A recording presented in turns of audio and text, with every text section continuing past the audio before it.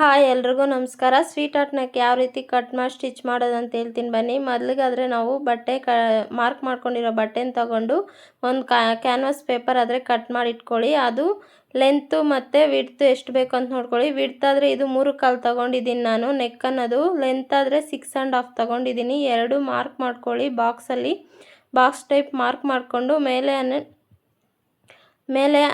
ನೋಡ್ಕೊಳ್ಳಿ. ಒಂದ್ಸಲಿ ನಾನು ತೋರಿಸ್ತಾ ಇದ್ದೀನಿ ಟೇಪಲ್ಲಿ. ಸೇಮ್ ಅದೇ ರೀತಿ ಮಾರ್ಕ್ ಮಾಡ್ಕೊಳ್ಳಿ. ಮೇಲೆ 1/2 ಇಂಚ್ ಬಿಟ್ಟು 4 ಇಂಚ್ ಹತ್ರ ಒಂದು ಮಾರ್ಕ್ ಮಾಡಿಕೊಂಡು ಆ ಕಡೆ 1/2 ಇಂಚಷ್ಟು ಇಟ್ಕೊಳ್ಳಿ. 4 ಇಂಚ್ ಹತ್ರ 1/2 ಇಂಚ್ ಇಟ್ಕೊಂಡು ಮತ್ತೆ ಕರ್ವ್ ಸ್ಕೇಲ್ ತಗೊಂಡು ನೋಡಿ ನಾನು ಯಾವ ರೀತಿ ಇಟ್ಕೊಂಡು ಮಾರ್ಕ್ ಮಾಡ್ತಾಯಿದ್ನೋ ಅದೇ ರೀತಿ ಮಾರ್ಕ್ ಮಾಡ್ಕೊಳ್ಳಿ. ನೀಟಾಗಿ ಬರುತ್ತೆ ಸ್ವೀಟ್ ಆರ್ಟ್ ನೆಕ್ ಅನ್ನೋದು. ನೋಡಿ ನೀಟಾಗಿ ಮಾರ್ಕ್ ಮಾಡ್ಕೊಂಡಿದ್ದಾದಮೇಲೆ 1 ಇಂಚಷ್ಟು ಕಚ್ಚಿಗೆ ಬಿಟ್ಬಿಟ್ಟು ಇನ್ನು ಎಕ್ಸ್ಟ್ರಾ ಕ್ಯಾನ್ವಾಸ್ ಪೇಪರ್ ಎಲ್ಲ ನೀಟಾಗಿ ಕಟ್ ಮಾಡಿಬಿಡಿ.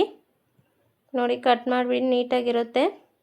ಮತ್ತು ಅಲ್ಲೊಂದು ನ್ಯಾಚ್ ಹಾಕ್ಕೊಳ್ಳಿ ಸೆಂಟ್ರಲ್ಲಿ. ಮತ್ತೆ ಮಾರ್ಕ್ ಮಾಡಿರೋ ಹತ್ರ 2 ಸೈಡ್ ಆದರೆ ಮಾರ್ಕ್ ಮಾಡ್ಕೊಂಡಿರಿ. ನೋಡಿ ನಾನು ಯಾವ ರೀತಿ ಮಾರ್ಕ್ ಮಾಡಿ ಅದೇ ರೀತಿ. ಮತ್ತು ಇವಾಗ ಒರಿಜಿನಲ್ ಬಟ್ಟೆ ಅನ್ನೋದು ತಗೊಂಡು ಮೇಲೆ ಬರೋ ಥರ ಇಟ್ಕೊಂಡು ಒರಿಜಿನಲ್ ಬಟ್ಟೆ ಮತ್ತು ಲೈನಿಂಗ್ ಅನ್ನೋದು ಅದ್ರ ಮೇಲೆ ಇಟ್ಕೊಂಡು ಅದ್ರ ಮೇಲೆ ಕ್ಯಾನ್ವಾಸ್ ಪೇಪರ್ ಅನ್ನೋದು ಇಟ್ಕೊಳ್ಳಿ.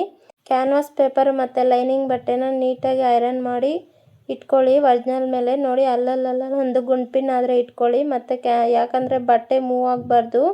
ನೇರವಾಗಿ ಮಾರ್ಕ್ ಮಾಡಿರೋದ ಮೇಲೆ ಸ್ಟಿಚ್ ಮಾಡ್ಕೊಳ್ಳಿ.